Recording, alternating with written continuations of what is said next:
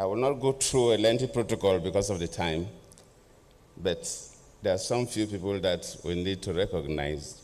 Let me sincerely appreciate our president being represented by the Minister of Defense. Let me appreciate the chairman of this occasion, our daddy, Chief Olusegun Obasanjo.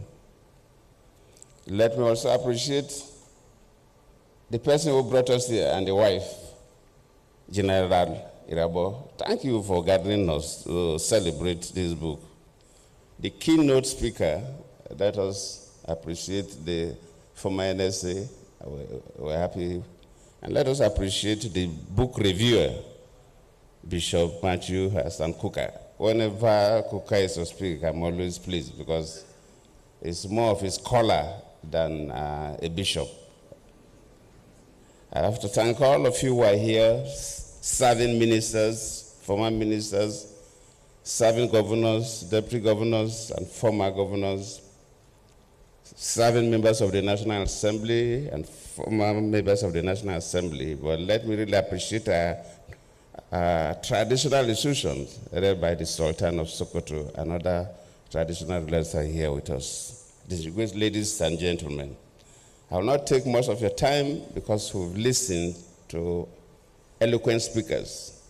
We've listened to the chairman, we've listened to the book reviewer, we've listened to the former NSA.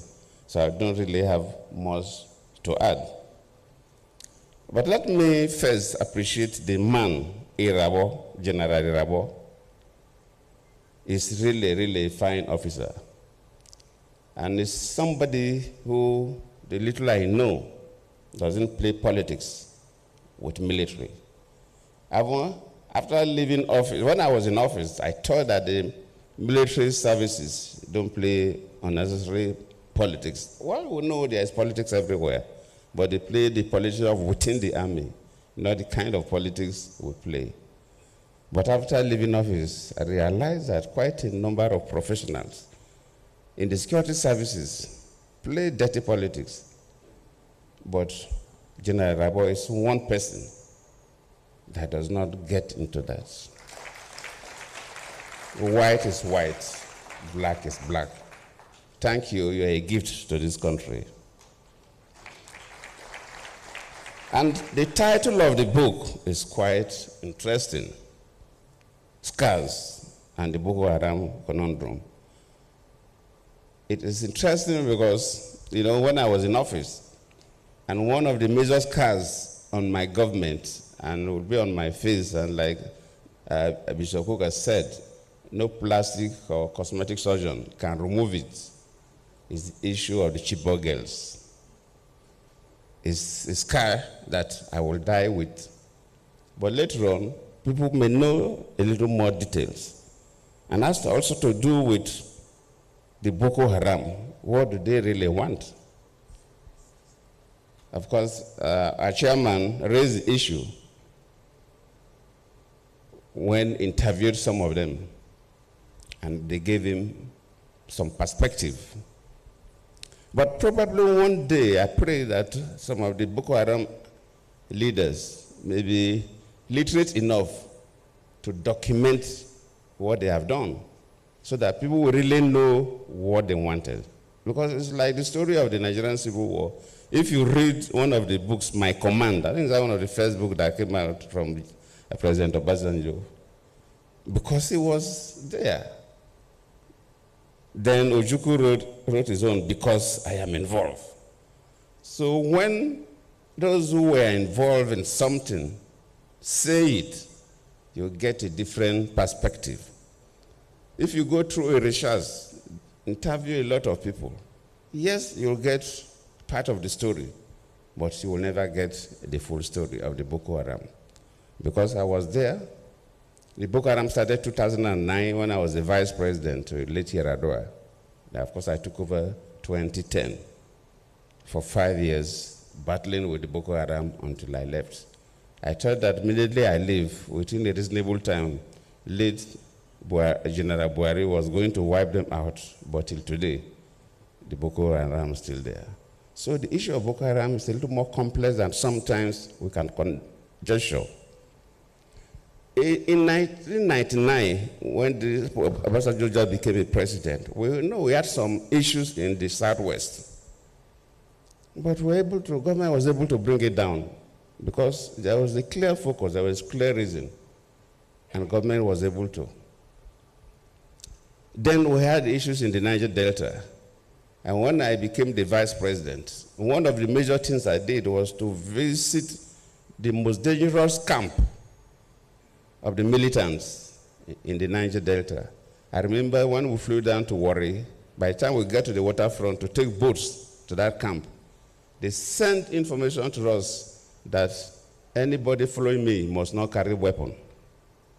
My ADC, my CSO, that nobody should carry a weapon.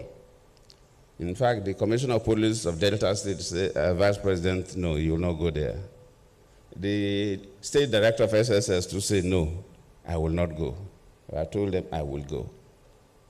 So even my officers, my ADC, my CSO, and so on, they handed over their guns to the CP and the SDS of Delta State, and none of them carried weapon. When we landed at the camp, these boys lining up one this way, one road this way, with their assault rifles, just facing the bush, not even looking at my direction as if there was nothing happening. We passed through them, sorry. We had a meeting with their leaders and so on. We had to spend almost 1 hour there. When we came back, that was the beginning of solving the Boko Haram, the Niger Delta crisis. And we're able to get through. At least now, there's reasonable pace in the Niger Delta. If you, like Bishop Kuka mentioned, the 82 and 83, when we have the Maitasine religious crisis in this country. From research, the Maitasine religious crisis, when some of them were arrested and analyzed and interviewed, they came from parts of the Sahel area between Nigeria and outside Nigeria, where we had major drought within that period, and the river pest disease that wiped out so many cattle. And so many young people from these areas migrated to the cities, Maiduguri and others, and they had no skills and nothing to do. And they were able to be recruited and cause havoc. Luckily, it was a military government then, so when the military intervened, they were able to bring it down because there was a clear reason. A reason of young people who were looking for survival, but they had no skills, and so on and so forth. So if you put all these things together, you begin to say, this Boko Haram, why is it that from 2009 till date, we've not been able to resolve the crisis of Boko Haram? So just like Bishop Kuka tried to raise some fundamental issues. Yes, we need to approach it differently. The issue of carrots and the stick may be adopted. And yes, probably they need something, but if you look at the weapons they use and you value the weapons, then you know that these are not hungry people. So the soldiers that sometimes capture some of the weapons will see better. But the weapons they use, the ammunitions they use, sometimes they even have more ammunitions than our soldiers. So it doesn't show that they're hungry people. And where are these guns, sophisticated weapons coming from? And you begin to see that the external hands are also involved, especially when I was a president. So it's a bit complex. And it's not a matter of a single story. But I believe as a nation, we have to look at the concept of Boko Haram and approach it differently from. I always appreciate people who clearly document events so that maybe sometimes when we write our own, we'll borrow from the documentation. And I believe that all the military officers who were involved in this Boko Haram saga should be able to give us information about what the Boko Haram stood for.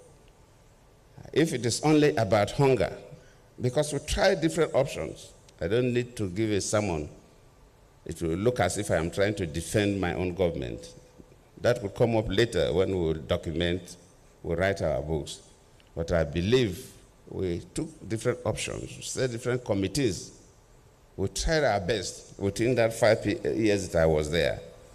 I believe late Buhari too must have tried his best, because one of the committees we set up then, the Boko Haram nominated Buhari to lead their team to negotiate with government. So I was feeling that, if they nominated Buhari to represent them and have a discussions with the government committee, then when Buhari took over, it could have been an easy way to negotiate with them, and they would have handed over their guns, but it was still there till today. I believe the government, luckily the defense minister is here,